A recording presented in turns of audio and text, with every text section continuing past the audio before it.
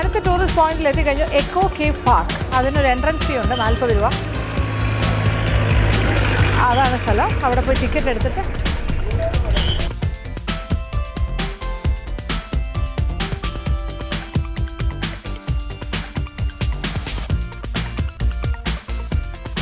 ഇവിടെ കുറച്ച് കേവ്സ് ഉണ്ടെന്നാണ് പറയുന്നത്. കേവ് ഗാർഡൻ നോക്കാം.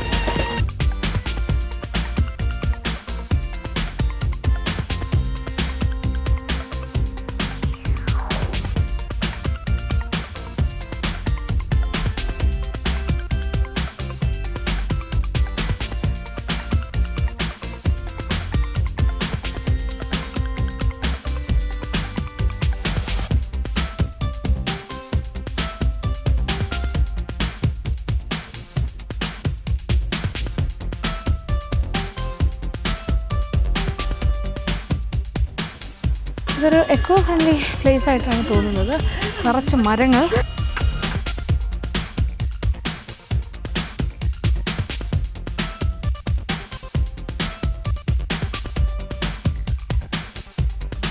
ഇതിങ്ങനെ ഒരു വനത്തിൻ്റെ ഉള്ളിൽ കുറേ കേവ്സ് ഉണ്ടാക്കി വെച്ചതാണോ എന്നറിയില്ല. നാച്ചുറൽ കേവ്സ് ആയിരിക്കാം.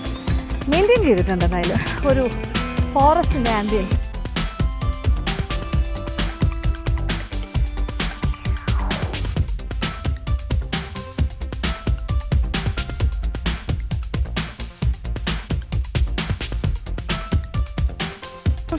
വരുന്ന സ്ഥലമാണ്.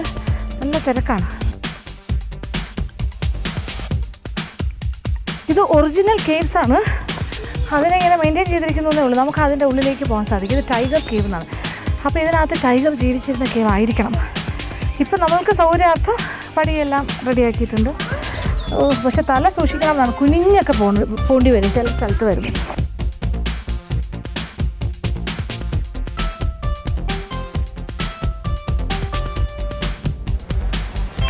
മൈൻഡ് യുവർ ഹെഡ് എന്ന് എഴുതി വെച്ചിട്ടുണ്ട്.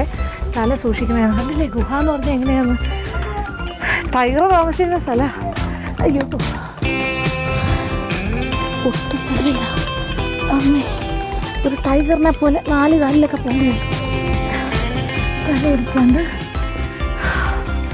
Natural cave. ഇങ്ങനെയാണ് ഒരു ഗുഹയ്ക്കകത്തേക്ക് കയറി കഴിഞ്ഞത്.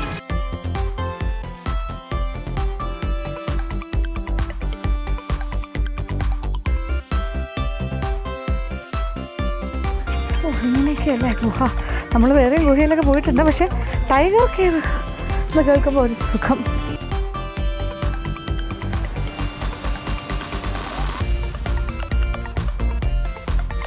ഇങ്ങനെ അകത്തേക്ക്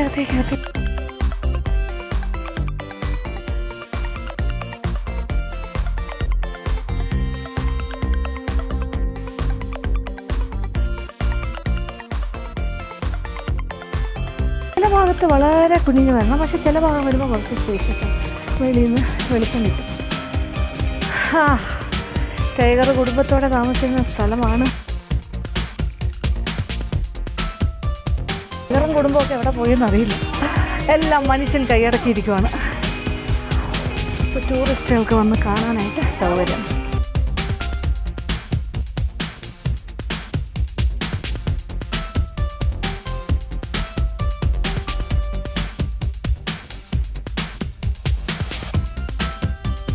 ടൈഗർ കേവ്. ഇനി തൊട്ടടുത്ത് മറ്റൊരു ഗുഹയുണ്ട്, പാന്തർ കേവ്. പാന്തർ എന്ന് പറഞ്ഞാൽ കറുത്ത പുലിയില്ലേ, അതന്നെ. അത് തൊട്ടടുത്താണ്. അപ്പോൾ അവർ നെയ്ബേഴ്സായിട്ടാണ് താമസിച്ചുകൊണ്ടിരുന്നത്. ഇവിടെ ടൈഗർ, അവിടെ പാന്തർ. കൊള്ളാം. എൻ്റെ അമ്മേ, അതും ഒരു ഭയങ്കര ഒരു ഗർഭം പോലെ താഴേക്ക് കിടക്കുകയാണ്. ഇതാണ് പാന്തർ താമസിക്കുന്ന ഗുഹ.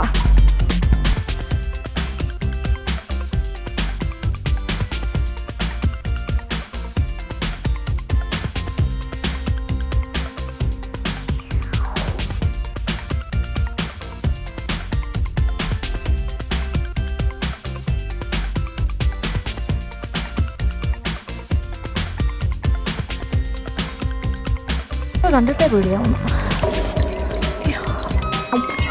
ഇതിപ്പോൾ ചെറുതായിട്ട് ലൈറ്റൊക്കെ തന്നിട്ടുണ്ട്, അതുകൊണ്ടാണ് ഇത്ര വെളിച്ചം. അല്ലെങ്കിൽ ഈ വെളിച്ചം പോലും ഇല്ലല്ലോ. അയ്യോ,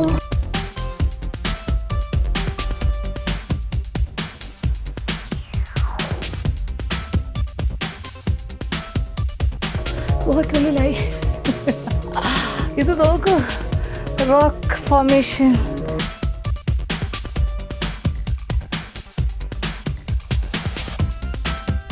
ഈ പാറക്കൂട്ടങ്ങളൊക്കെ സാധാരണ മേളിൽ നിന്ന് നോക്കിയാൽ നമുക്ക് ഒരിക്കലും അറിയാൻ പറ്റില്ല അതിൻ്റെ ഉള്ളിൽ ഇങ്ങനെ ഗുഹയുണ്ട് ഇതുപോലെയൊക്കെ ഉണ്ടെന്ന് മനസ്സിലാവില്ലല്ലോ. പക്ഷേ ഇതൊക്കെയാണ് ശരിക്കുമുള്ള ഗുഹയും ഗുഹയ്ക്കകത്ത കാഴ്ചകളും.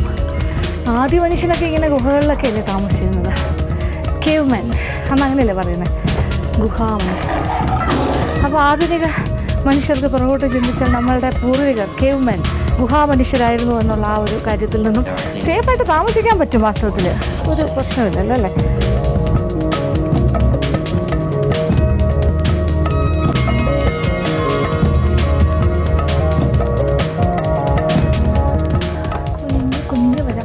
ഇപ്പോൾ പാന്തറിൻ്റെ കേവിലേ കയറാൻ പടിക്കെട്ടുകളൊക്കെ നമ്മുടെ സൗകര്യാർത്ഥം കെട്ടി തന്നിട്ടുണ്ട്.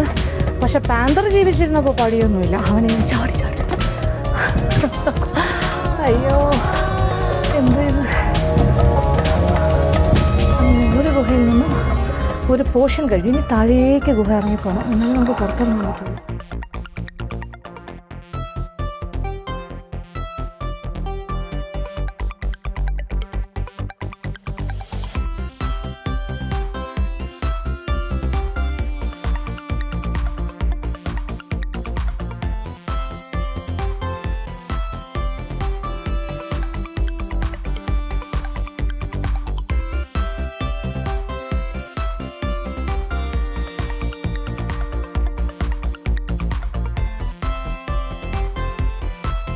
ഇതുപോലെയുള്ളൊരു ഗുഹയിൽ കയറി ഓർമ്മയുണ്ടോ? ഒരു വലിയ ഗുഹ നമ്മൾ പോയത് മേഘാലയ ആ ഭാഗത്ത്. അവിടെ വെള്ളവും കൂടി ഉണ്ടായിരുന്നു. ഇതിപ്പോൾ വെള്ളമില്ല ഉണ്ടായിരുന്നു.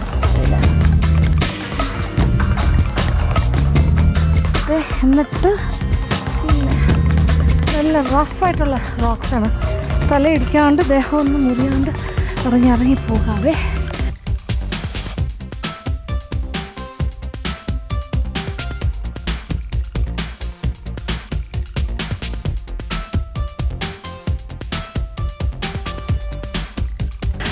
സംഗതിയാണ് ഈ കേവിനകത്തൂടെ യാത്ര. ചെറുതായി വരാണ്. ഞാൻ വിചാരിച്ചു കുറച്ചുകൂടെ വലുതായിരിക്കുന്നു അങ്ങോട്ട് പോകുമ്പോൾ. എൻ്റെ അമ്മ ഇത് നോക്കൂ, ഇനി കുനിഞ്ഞു പോകണം, ഒത്തിരി കുനിഞ്ഞ. എൻ്റെ അമ്മ ഇതുവഴി ഇറങ്ങിപ്പോണോ? ഈശ്വര.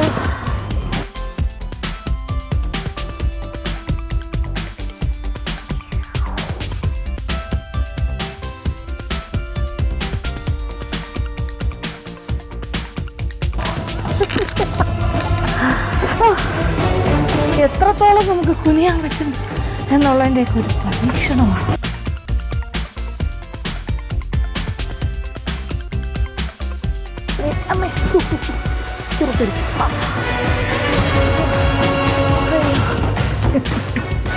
ഞാൻ ഈ പാറയുടെ ഇടയിൽ ജാമ്പായി നടത്തുള്ളൂ.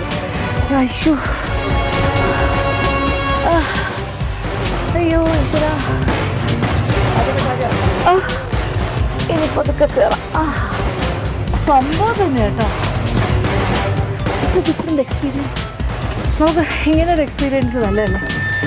പക്ഷേ ഇതിനകത്ത് ഭയങ്കര എക്കോ ആണ്. അതുകൊണ്ട് തന്നെ ഞാൻ പറയുന്ന കാര്യങ്ങൾ ഒരു എക്കോ പോലെയാണ് കേൾക്കുന്നത്.